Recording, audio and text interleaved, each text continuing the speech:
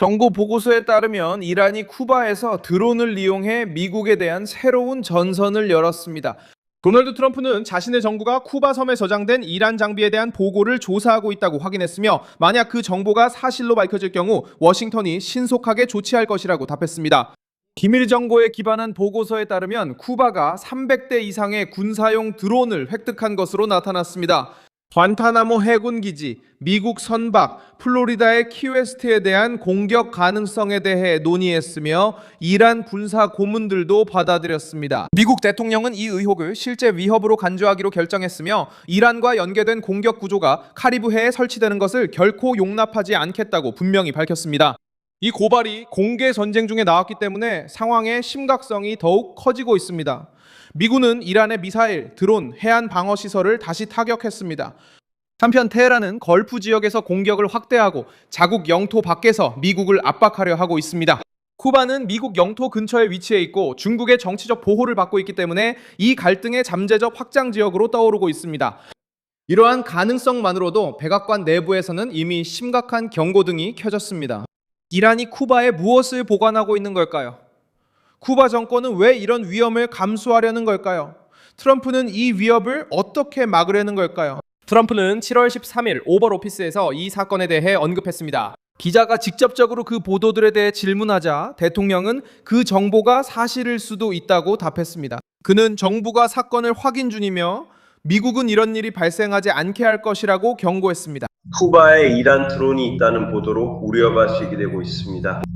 이런 상황에서 지와와의 관계는 어떻습니까? 군사 개입은 여전히 진행 중입니까? 그들이 그걸 가지고 있을 가능성이 있다면 우리가 해결할 겁니다. 마르코가 다른 방에 있으니 정말 있다면 빨리 해결되고 문제 없을 겁니다. 우리는 그걸 허락하지 않을 겁니다. 그들이 뭔가를 숨기고 있을 수도 있어서 지금 조사 중입니다. 그럴 수도 있고 아닐 수도 있지만 곧 알아낼 겁니다. 워싱턴은 이 문제를 단순한 소문으로 여기지 않습니다. 백악관은 아직 사진, 문서, 보관 장소 또는 조사 결과를 공개하지 않았습니다.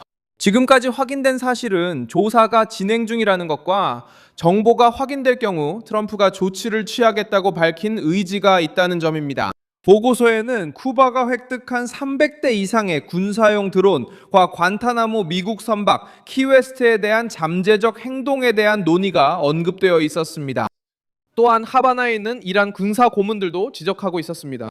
로이터는 이러한 주장들을 독자적으로 확인할 수 없었으며 미국 정부는 정보기관이 언급한 증거를 공개적으로 제시하지 않았다고 보도했습니다. 그럼에도 불구하고 테헤란은 이미 드론과 미사일을 사용해 중동에서 미군과 동맹국들을 압박하고 있기 때문에 이 상황은 우려를 낳고 있습니다. 만약 이런 종류의 시설이 실제로 쿠바에 구축되고 있다면 이란은 자신의 위협 능력을 미국의 바로 인근까지 확장하려는 시도를 하고 있는 것입니다. 중국은 외교적인 차원에서 개입하여 쿠바를 옹호하는 입장을 강화했습니다. 중국 외교부는 미국이 60년이 남는 봉쇄와 제재로 쿠바 국민들에게 고통을 주고 있다고 비난했습니다. 베이징은 압박 중단을 촉구하며 쿠바의 주권을 지지한다고 밝혔습니다. 중국은 이미 입장을 여러 번 밝혔습니다. 60년이 넘는 미국의 전면 봉쇄와 불법 제재는 쿠바 국민에게 깊은 고통을 안겨주었습니다. 최근 미국은 다시 한번 봉쇄와 제재 조치를 강화했습니다. 이로 인해 쿠바 국민의 기본 생활 여건이 심각하게 타격을 받았고 국제사회에서도 우려가 나오고 있습니다. 미국은 국제사회의 정의로운 요구에 귀 기울여 즉각적으로 봉쇄를 중단해야 합니다. 쿠바에 대한 강압과 압박을 중단하고 쿠바 국민의 생존과 발전에 대한 권리를 침해하지 말아야 합니다. 중국은 쿠바가 국가 주권을 수호하고 외부 간섭에 맞서 싸우는 것을 굳게 지지합니다. 우리는 국제 정의와 공평 수호를 위해 전 세계와 협력할 준비가 되어 있습니다. 이 성명은 드론 관련 의혹에 직접적으로 답하지는 않았지만 하바나가 고립되어 있지 않다는 것을 보여줍니다. 워싱턴이 압박을 강화할 경우 중국은 이미 쿠바를 정치적으로 지지하고 미국의 어떤 행동도 간섭이라는 비난으로 바꿀 의사가 있음을 시사했습니다. 이 움직임은 쿠바와 이란만의 문제가 아니기 때문에 중요합니다. 팔머 럭키 방위산업체 안두릴의 창립자는 인터뷰에서 중국이 이란의 미사일 생산을 가속화할 수 있는 제조 장비와 기술 지식을 제공했다고 밝혔습니다.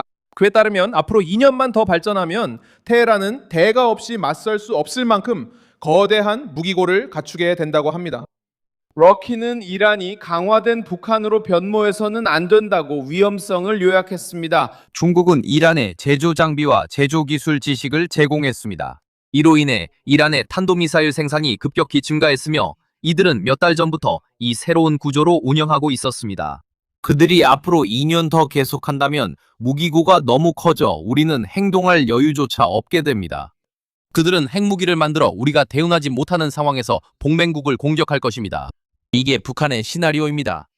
그리고 북한은 언덕에 엄청난 양의 포병을 쌓아두고 있어서 사실상 우리가 그들에게 뭔가를 해볼 생각조차 할 수 없죠. 맞습니까?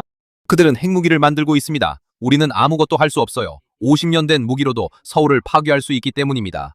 그래서 제 생각에 가장 강력한 주장은 이란의 상황이 강화된 북한처럼 변하도록 내버려둘 수 없다는 것입니다. 쿠바에서의 위기는 미국과 이란 간의 대립이 호르무즈 해협에서 다시 격화되는 시점에 나타났습니다. 레바논도 이란 영향력 축소에 나섰습니다. 조셉 아운 대통령은 7월 21일 백악관에서 트럼프와 만남을 가질 예정이며 이는 두 지도자 간의 첫 직접 만남입니다. 이 회의에서는 미국이 지원하는 이스라엘군의 레바논 남부 점진적 철수 합의와 무장단체의 무장 해제에 대해 논의할 예정입니다. 레바논 정부 권한 확대도 논의할 예정입니다. 아운은 자신의 영토가 다른 나라의 이익을 위해 파멸로 내몰리는 것을 용납하지 않겠다고 밝혔으며 이미 테헤란이 레바논을 협상 카드로 이용하고 있다고 비난한 바 있습니다. 이 발언은 헤즈볼라와 레바논 국가의 통제를 벗어난 무장 세력을 유지하려는 이란의 계획을 직접적으로 겨냥한 것입니다. 레바논과 이스라엘 대표들은 미국의 중재하에 7월 14일 로마에서 다시 대화를 재개했습니다. 협상은 레바논 남부에 두 시범구역 설치를 목표로 합니다. 이 지역들에서는 이스라엘군의 철수, 레바논군의 진입, 그리고 헤즈볼라의 무장 해제가 계획되어 있습니다. 이 단체는 합의를 거부하고 있지만 아운 정부는 영토에 대한 통제권을 되찾고자 합니다. 백악관에서의 회의는 이 과정을 가속화하고 이란의 지역 내 압박 지점을 하나 더 줄일 수 있습니다. 베냐민 네타냐후도 여행을 준비하고 있습니다. 이스라엘 총리는 린지 그레이엄 상원 의원을 기리는 추모식에 참석할 예정이며 트럼프를 만날 계획입니다. 이번이 네타냐후 총리가 이란과의 전쟁이 시작된 이후 처음으로 미국 수도를 공식 방문하는 것입니다. 그레이엄은 7월 12일에 사망했으며 미국과 이스라엘 간 동맹의 강력한 지지자였고 테헤란에 대한 강경한 입장을 고수해왔습니다. 네타냐후 총리의 방문으로 인해 이란 문제가 다시 백악관 대화의 중심에 놓이게 되었으며 여기에 쿠바 관련 경고와 걸프 지역 작전 그리고 레바논 관련 협상까지 더해졌습니다. 또 다른 사건이 7월 14일 호르무즈 해협의 긴장을 더욱 고조시켰습니다. 벌크선 루네호가 캐시미선 북쪽에서 충돌 사고를 당해 두 동강이 났고 반다르 아바스 근처에서 부분적으로 침몰했습니다.